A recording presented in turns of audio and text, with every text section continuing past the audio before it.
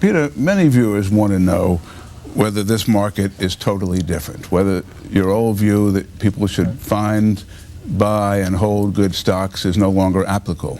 What do you think? I think the same rules applied 50 years ago, applied 5 years ago, apply 20 years from now. First of all, you have to know what you own, whether it's a fund or a stock, and you have to have a reason for it. And you ought to be able to explain to an 11-year-old in 2 minutes or less why you own this. And this sucker's going up is not a good reason. I've tried that one. Doesn't work. Speak to the question of trust, which Marty just expressed considerable concern about it. I did at the opening. What do you think it's going to take to repair it? Time. I think this is really terrible this week, what you mentioned about WorldCom and Anderson. I mean, these are real problems, but you just have to have faith. I mean, we've had this before. I think it's going to take time to heal. This is very serious. What do you think the antidote is to make sure we get rid of these abuses? I think, people will be punished for it. I think there'll be surveillance. I think board of directors is going to be more careful. I think this is what's happened after you've had an incredible economic boom, a lot of easy money around. People push the envelope. It's sad. You can't legislate integrity. What would you say to investors now who say, Peter, everything I own's gone down. It's been going down now for a couple of years. Right. People keep saying we're at a bottom. Right. Should I get out and go into CDs or gold bars and opium or whatever? Right, right. Well, basically, you look now, you have three choices. I think if you're an investor, you can put your money in a money market fund and get 1.7, 1.5, 1.6, and it's taxed at a 40% rate. Or you can buy a 10-year treasury and get 4.7, and that's taxed at a 40% rate. Or you can have some equities. And I think stocks over the next 10 years will do a lot better than 4.7 or 1.7. So I would have some of my money. Now, it's up to the person to decide how much they want to have in the stock market. For some people, 10% is aggressive. For some people, 50% is the right amount. It's a personal decision. And you can't go by these rules that if you're 25, you should be 100%. And if you're 45, you should be 50%. And if you're 60, you should be 0. And I guess burping a lot. I don't know what the rules are on people at 60, but I hate those rules. I think they're pathetic. Why are you confident that stocks will be a lot higher in 10 years? Well, they're not lottery tickets. I mean, when you own a stock, it's a share of a company. And I think companies are going to make a lot more money in 10 years, a lot more money in 20 years, and that's why they go up. That's the only reason. Some companies don't do well. Zero Huxes make a lot less money than they did 30 years ago. It's a lot less. But more companies are in work. Speak to the question of trust, which Marty just expressed considerable concern about it. I did at the opening. What do you think it's going to take to repair it? Time. I think this is really terrible this week, what you mentioned about WorldCom and Anderson. I mean, these are real problems, but you just have to have faith. I mean, we've had this before. I think it's going to take time to heal. This is very serious. What do you think the antidote is to make sure we get rid of these abuses? I think, people will be punished for it. I think there'll be surveillance. I think board of directors is going to be more careful. I think this is what's happened after you've had an incredible economic boom, a lot of easy money around. People push the envelope. It's sad. You can't legislate integrity. What would you say to investors now who say, Peter, everything I own's gone down. It's been going down now for a couple of years. Right. People keep saying we're at a bottom. Right. Should I get out and go into CDs or gold bars and opium or whatever? Right, right. Well, basically, you look now, you have three choices. I think if you're an investor, you can put your money in a money market fund and get 1.7, 1.5, 1.6, and it's taxed at a 40% rate. Or you can buy a 10-year treasury and get 4.7, and that's taxed at a 40% rate. Or you can have some equities. And I think stocks over the next 10 years will do a lot better than 4.7 or 1.7. So I would have some of my money. Now, it's up to the person to decide how much they want to have in the stock market. For some people, 10% is aggressive. For some people, 50% is the right amount. It's a personal decision. And you can't go by these rules that if you're 25, you should be 100%. And if you're 45, you should be 50%. And if you're 60, you should be 0. And I guess burping a lot. I don't know what the rules are on people at 60, but I hate those rules. I think they're pathetic.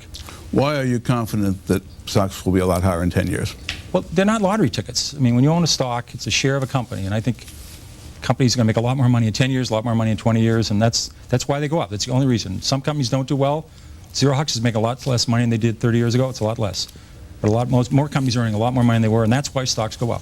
Corporate profits have gone up 40-fold since World War II. Stock market's up 40-fold.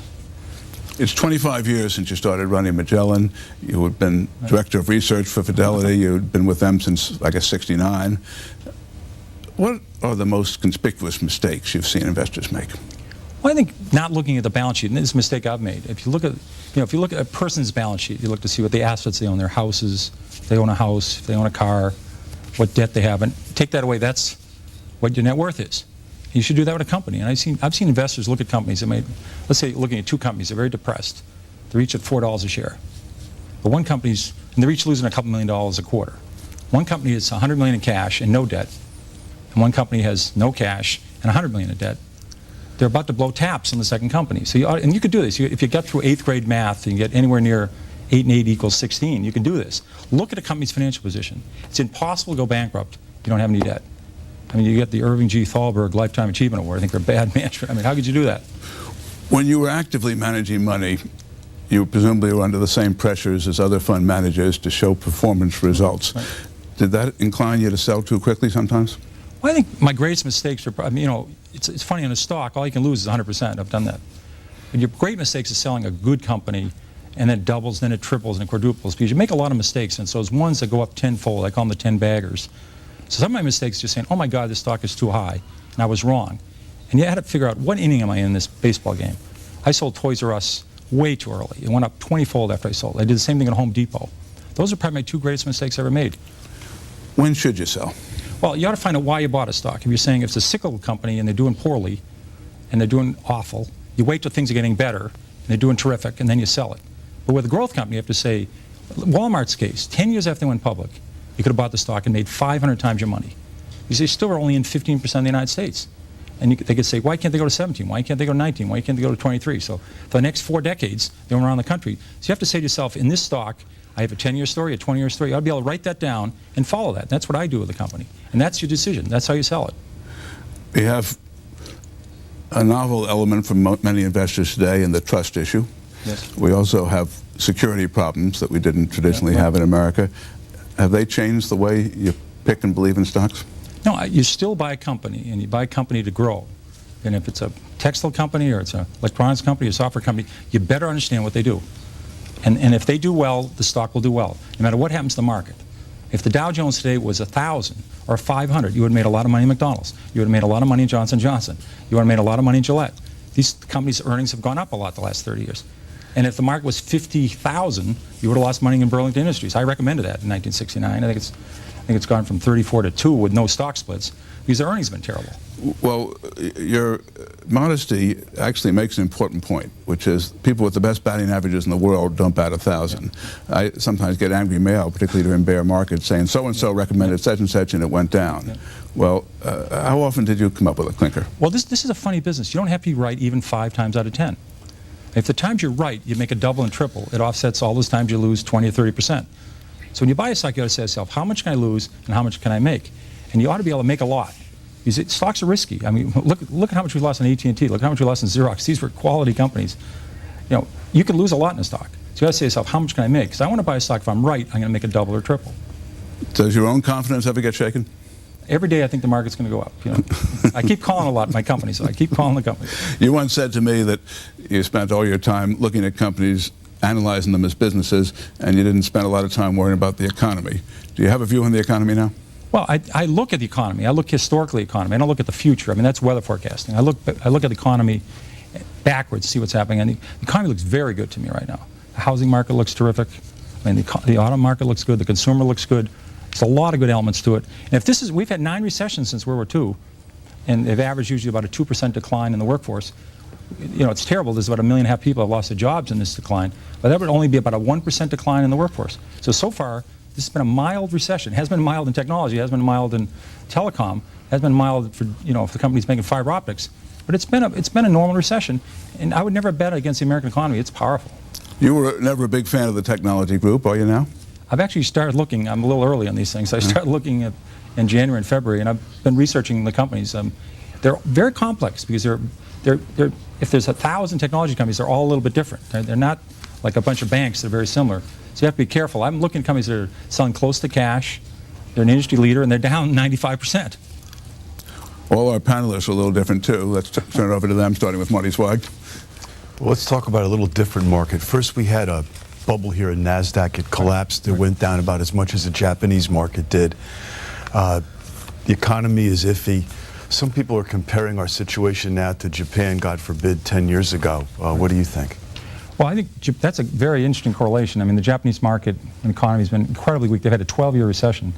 But there you had a real problem with the banking system. You basically had, let's say, average building, a commercial building went from 50 million to 500 million. A bank then made a 110% loan against it, a $550 million loan. Then the building went back to 50, and they're stuck with a $450 million loan. And the government never cut taxes. It actually raised taxes. I mean, they did everything wrong, and the companies didn't cut costs. So they just sort of sat there, hoped things would get better. Our companies act fast. They start cutting costs real quickly. And our government is, fortunately, this is rare in our history. We went into this recession running a surplus, first time ever. The system's supposed to be, in our country, we should run surpluses in the good times, and then in the bad times we run deficits. Well, guess what? It's working. Right. They didn't have that in Japan. And Japan now, it's wasted 12 years. I don't think it has all, this doesn't look to me at all like Japan. We're starting to get better already. Good. Peter, Lou asked you a question about sort of the typical investor mistakes. And when you started in the business, I know the average investor held mutual funds for 16, 17 years, and now it's down to less than 2 years. Right. Do you think that's one of the problems? Have time horizons gotten too short? Well, I think also what they have to say, what do I want? Do I need the money in a year? Do I need the money in 5 years? You're a terrible investor, you need the money in a year. I mean, if you need it for college, to send your kids there, or for a wedding, you're not going to be a good investor. Then you have to do some homework and say, should I have 10 growth funds? That's silly. You say, what do I want? I want 2 or 3 growth funds. What's my mix I like? And you want to say is aggressive. You know, for some people aggressive is 50%. So I would say people, and some people might want to have foreign funds. It's like a menu at a restaurant. They should look it over and decide what they like, and then stay with it. And if one group does well for 2 or 3 years, the next bunch of money they add to, maybe they should add to the group that's underperforming. Over time, different categories work out to be about the same. So you get whipsawed. If you're all in one area, it does poorly for 3 years, you say, get me out of that, and you go into some other area, and that does badly for 3 years. You could be in it forever and never make money. Peter, does this market remind you of any that you've been through before? I would say the 90 bear market is very similar in many ways. I mean, just to think Saddam Hussein takes over Kuwait.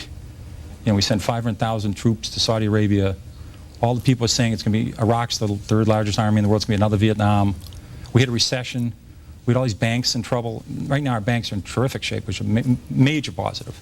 So that was a very scary environment. And we had defaults. I mean, it was an ugly environment. Everybody was afraid. So I think that was a very similar market. And I think 81, 82 was ugly too. We had a 20% prime rate, double-digit inflation, double-digit unemployment. So those are scary markets. And then top it all off, the 73, 74 market, as you remember, the Nifty 50, we had that. We had it in technology stocks. So we had 95% declines. And, so we've combined 3 markets into one special case. It's been very fast.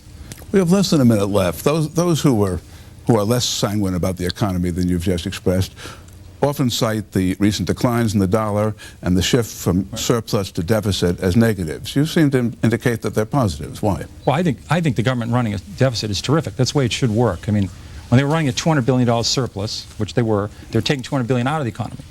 Now the government's running a $100 billion deficit. It's pumping $100 billion in. It's a cushion. So you don't see a double-dip recession coming? I don't know. I can't predict the future. That's a healthy thing to have buffers in the economy. We've had 9 recessions in World War II. We've got out every one of them. The system works. If you could give one sentence of advice to scared investors right now, what would it be? I think you ought to see some kids. Hire an 8-year-old, hire a 6-year-old. Just watch them.